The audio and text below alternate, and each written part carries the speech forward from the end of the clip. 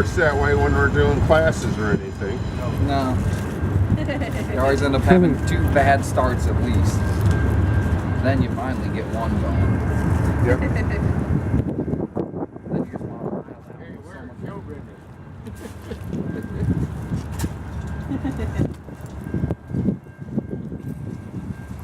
Micro matches. I usually just light a pine cone and drop it in there. I'll take a pine cone. And most of the time on these, I just make sure the blower's actually working. We got a problem here.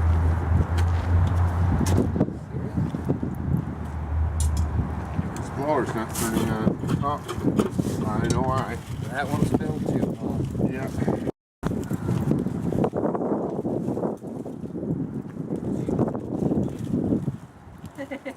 No, all we gotta do is angle it so the wind will just go in there and that'll keep it going. Usually I don't use these type of pine cones. I use a mixture, but this works. I mean, if you don't have any dry paper, Here. Making a video. you got the matches. Oh, how to light. Okay. I was gonna put a video up on Centaur site. Or Oh. their Facebook page. So we're just doing a few different ways of I actually haven't I tried use this on a shading, windy so day. there's, for the tractor shows, the guys, they get the stuff off of the guys at the shingle mills. Yeah. And if they got Keep it the made, matches lit. I can't think of it. Try to block I got 2 55-gallon drums Yeah. for that now. One good handful and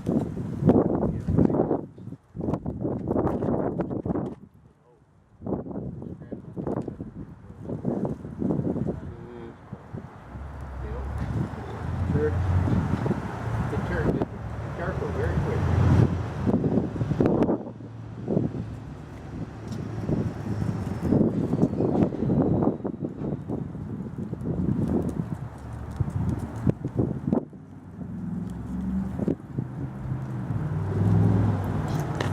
Oh yeah. That's full blast. It's a little bit too much blast. It blew my fire right out. That's never good. Smells good though. Yes, it does. Start with a little newspaper. Yeah. Well, that's what. Well, I've been very successful with this lately, and Of course, when you just pick them off the ground, you ought to take them to bed with you for a week at least. yeah, I usually have them in the house for a week or two so they're dried out. So once we get them going.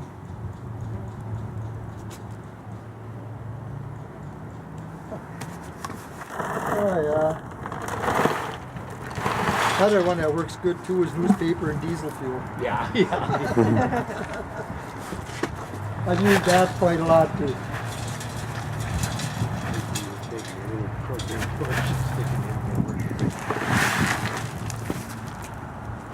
We're going to be traditional. King's Coat Forge. We use the Oxia 70 torch. Yeah.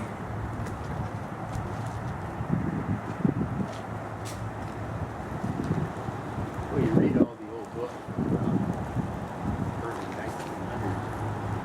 They always use coal. Basically, almost diesel fuel. Yeah. Yeah, I said diesel fuel, you got a little, there's no flash point to it, so you just sprinkle it on, a little newspaper, poof, and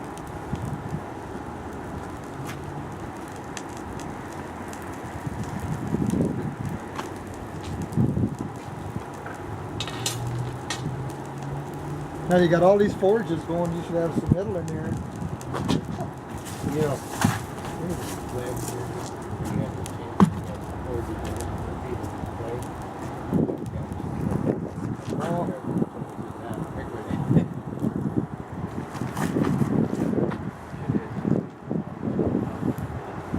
you know the sad part is if I go by another blacksmith friend or something in my area, for some reason I always throw the damn toolbox in the truck.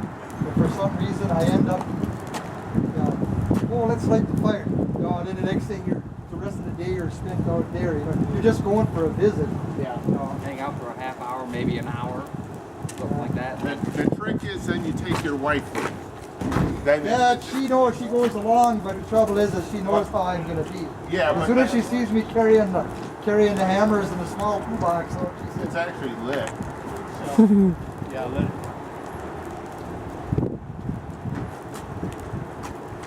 So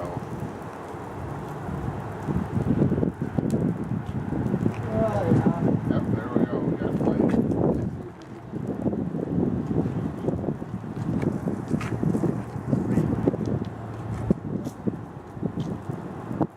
Yeah, usually I collect them up. I let them sit in the house for a week. These were actually wet when I was picking them up, Yeah. but the resin in there tends to stay burning longer. So No, we really want information. We should have got clean steel. Yeah. Yeah. I didn't bring mine. I have it in my toolbox. And the magic coal. You have to have the magic coal, not flint. The magic coal, which I have. And the chert that looks like coal. Yeah. You pull out and it's and you have the magic coal.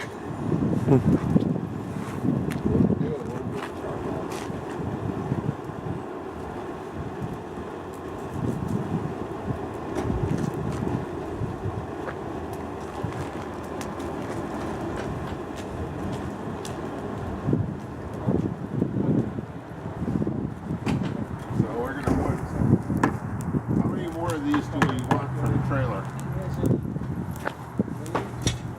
I'm not sure. I didn't even see how many got put. That's the only one that's been in there. That happened at Pat's house. But I gave 4 away and I got 4 more in my car.